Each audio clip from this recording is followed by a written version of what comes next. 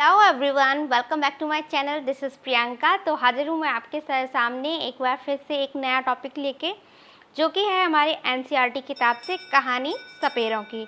तो इसमें हम जानेंगे कि किस तरीके से ये हमारे बच्चों के लिए, हमारे लिए सहायक है और इससे किस तरीके से क्वेश्चन बनते हैं हमारे एग्ज़ाम में। तो सारी बातें हम बात करने वाले हैं इस टॉपिक में। तो चलिए बिना वक्त गवाए इस वीडियो को स्टार्ट करते हैं। आज का जो टॉपिक है वो है हमारा कहानी सपेरों की। तो सबसे पहले हम इसी पाठ के उद्देश्य के बारे में बात करेंगे, क्योंकि आपको सबसे पहले उद्देश्य पता होना चाहिए। अगर आप ये सारी चीज़ें समझ लेंगे ना, तो आगे चल के क्या है, आप जब अध्यापक बन जाएंगे तो आपको सारी चीज़ें एक्सप्लेन करने में भी आसानी होगी, प्लस आप खुद भी अच्छा बेहतर एक्सप्लेन कर सकेंगे। ठीक है, तो अगर हम बात करें इस पाठ के उद्देश्य की, तो सपेरा और सांपों के आपसी संबंध और निर्भरता को दर्शाया गया है। मेनली है इस पाठ में ये बताया गया है कि सपेरा और सांप दोनों एक दूसरे पर कैसे निर्भर हैं। क्योंकि कभी कभी क्या होता था, मतलब अभी तो थोड़ा देखने को आपको कम मिलेगा, लेकिन पहले क्या होता था कि जो सपेरे होते थे वो क्या करते थे, सांपों का खेल दिखाते थे, सांपों के द्वारा मनोरंजन करते थे, जिससे क्या करते थे, वह अपना जीवन यापन करते थे, जो कि अभी आपको देखने के लिए कम मिलता है। तो ये सारी जो इशू भी हैं वो भी इसमें दर्शाए गए हैं कि किस तरीके से अभी उनका जीवन जो है ना वो कठिन हो गया है।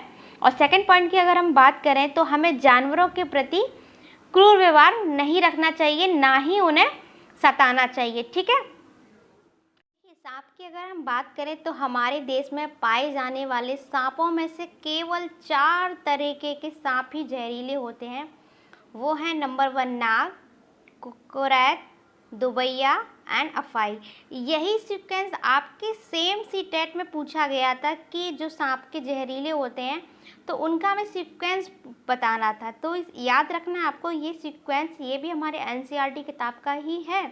आप एनसीईआरटी को किसी भी लाइन को हल्के में मत लीजिएगा, वो कभी भी किसी से किसी भी तरीके से क्वेश्चन पूछ सकता है, लेकिन पूछेगा एनसीईआरटी से, ये डैम से और है। ठीक है, तो याद रखिएगा हमारे देश में पाए जाने वाले जो सांप हैं वो केवल 4 तरीके के हैं, जिसमें से है नाग, करैत, दुबैया एंड अफाई। ठीक है, सांप जब किसी को काटता है तो उसके 2 खोखले जहर वाले दांतों से उस व्यक्ति के शरीर में जहर चला जाता है। ठीक है, अब इस सांप से जहर से बचने का एक ही उपाय है कि जिस व्यक्ति को सांप ने काटा है उसे तुरंत जहर के असर को ख़त्म करने वाली दवाई यानी कि सीरम दी जाए। ठीक है, यह सीरम और सांप के जहर से ही बनाया जाता है और सभी सरकारी स्वास्थ्य केंद्रों में मिल जाता है। अब देखिए, यही सारी बातें हैं कि इस टॉपिक में यही बताया गया कि सांप से किस तरीके से दवाइयाँ, कई तरीके की चीज़ें तैयार की जा सकती हैं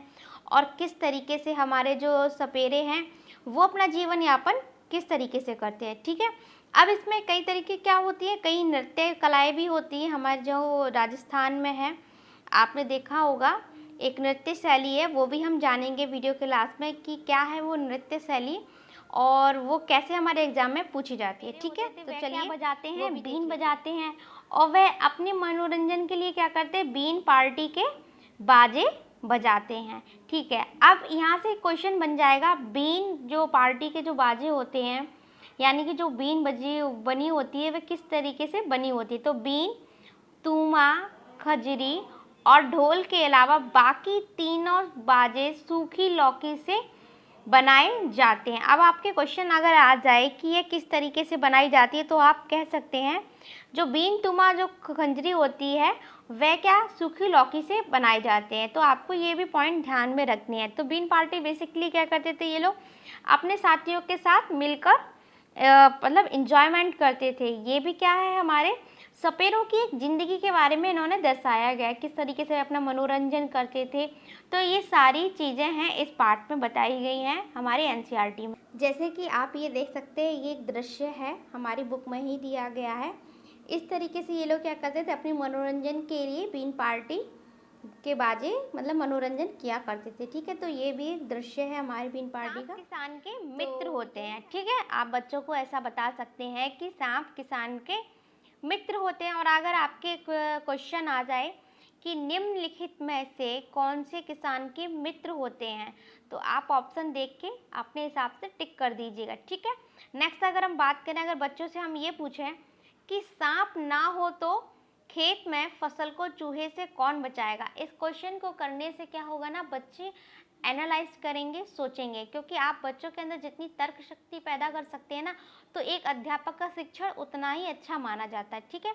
नेक्स्ट अगर हम बात करें पॉइंट की, तो है हमारा सांपों को हम अपनी बेटियों को शादी के तोहफे के रूप में देते हैं, ठीक है। ये जो भी पॉइंट है हमारे सारे के सारे एनसीईआरटी के किताबों में दिए गए हैं, ठीक है।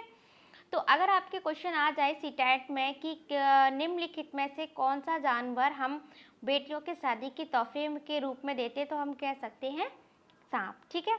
नेक्स्ट है हमारे कॉलवेलिया नाच में भी सांप जैसी मुद्राएं होती हैं। ये बहुत अच्छा पॉइंट है आप सभी के सामने, इसको हैशटैग बना लीजिएगा कि कॉलवेलिया नाच।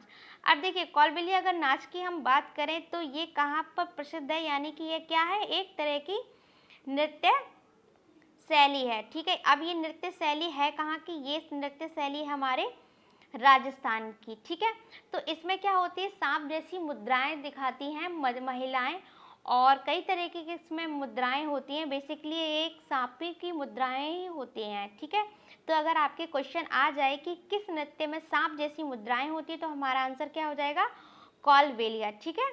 तो नेक्स्ट हम बात करेंगे, तो बेसिकली जो सपेरे हमारे होते थे वह सांपों को क्या अपनी पूंजी समझते थे, इसीलिए वह क्या करते थे, सांपों को अपनी बेटियों को शादी के तोहफे के रूप में देते। ये पॉइंट भी आपको बहुत ही ध्यान देना है, इसीलिए वे आने वाली पीढ़ी को सौंपते थे। तो अब आप मुझे बताइएगा कि आपको ये वीडियो कैसे लगी। अगर आपको वीडियो अच्छी लगी हो तो लाइक कीजिए, कमेंट कीजिए, शेयर कीजिए और बनी रहिए इस चैनल के साथ, ताकि आपको सफलता मिल सके। और मैं चाहूँगी आप मुझे ज़रूर प्यार देंगे अपना। तो wish you all the best for you guys. तो अच्छे से पढ़ते रहिए, घर पे रहिए, सेफ रहिए। तो बाय बाय।